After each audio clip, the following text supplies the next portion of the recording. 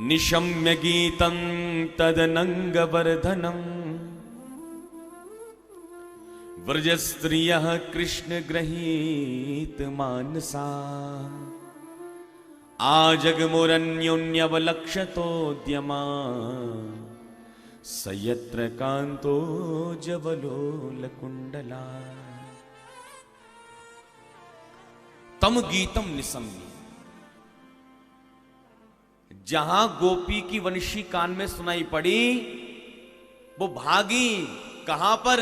नितांत एकांत शांत स्थान पर जहां प्रभु विराजमान है, गोपी वहां भागी। सयत्र कांतः, कहां पर आई है? जहां उनके कांत विराजमान है। कांत का मतलब कम सुखम अंतः पराकाष्ठा सकांतः, जो सुख की पराकाष्ठा है। आजगमुह, ध्यान देना, सुखदेव जी महाराज आजगमुह क्रिया का प्रयोग कर रहे हैं। इसका मतलब सुखदेव जी महाराज रास की कथा कह नहीं रहे, अपितु रास देख रहे हैं। परीक्षित देखो, गोपियां भगवान के पास जंगल में पहुंच गई। श्रीधर स्वामी पाद तो कहते हैं अपनी टीका में कि जब कंदर्पों को दर्प हो गया, कामदेव जिसको खूब अभिमान हो गया, ब्रह्मा जी को सरस्वती जी के पीछे दौड़ा दिया, भोले बाबा को मोहिनी के पीछे दौड़ा दिया। जब कंदर्प कामदेव को जब बहुत अहंकार हो गया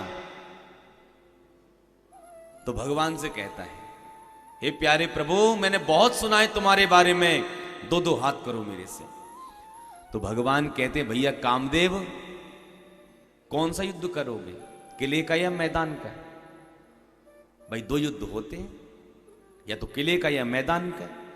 कामदेव कहता है, प्यारे प्रभु, किले वाले तो बहुत तेरे देखे, मैदान वाला कोई नहीं मिला आज तक। तो भगवान कहते हैं, शरद पूर्णिमा की रात्रि में कृष्णावतार धारण करूंगा। शरद पूर्णिमा की रात्रि में गोपियों के साथ में रास रचाऊंगा। उस समय तुम आ जाना, और यदि उस समय तुमने मेरे मन में विकार उत्पन्न कर दिया तो मैं अपनी पराजय स्वीकार कर लूंगा।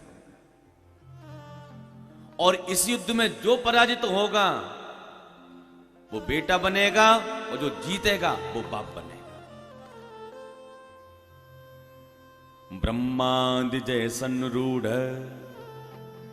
दर्प कंदर्प दर्पहा जयति श्रीपतिर्गोपी रास मंडल मंडन।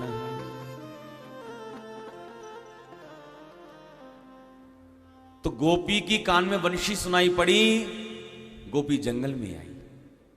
कितनी गोपियां आई हैं? प्रेम से बोलिए राधे राधे। रास में कितनी गोपियां आई हैं?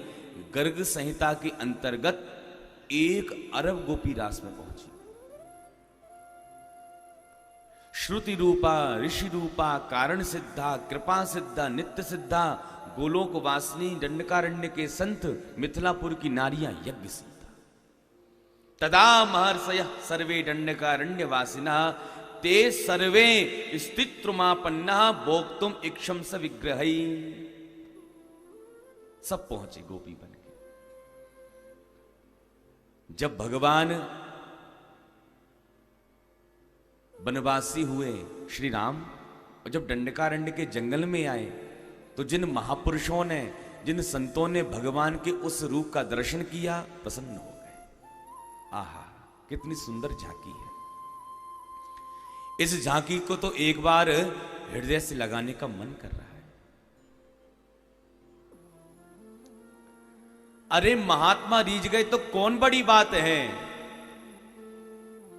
जब भगवान ने सूर्पनखा के नाक कान काटकर भेजा लंका में, तो जब खरदूषण को पता चला तो भगवान से युद्ध करने के लिए आया।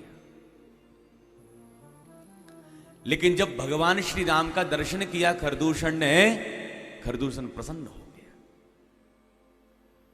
और खरदूषण कहता है, यद्यपि भगिनी कीन कुरूपा, लेकिन बदलायक नहीं पुरुष अनुपा। कोई 1.5 हड्डी का भी भैया होगा ना, अगर उसकी बहन को कोई छेड़ दे, शरीर से चाहे कैसा भी हो, मारने काटने पर उतर आएगा।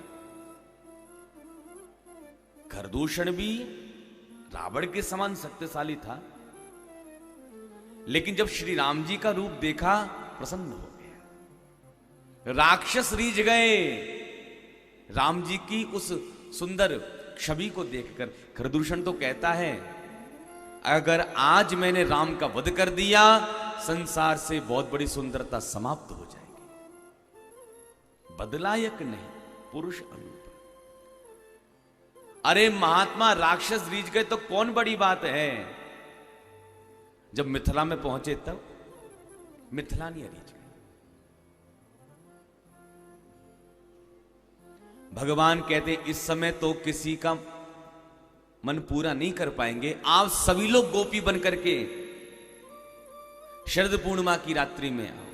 सब गोपी बन करके आए, सब पहुंचे जंगल में भगवान के पास।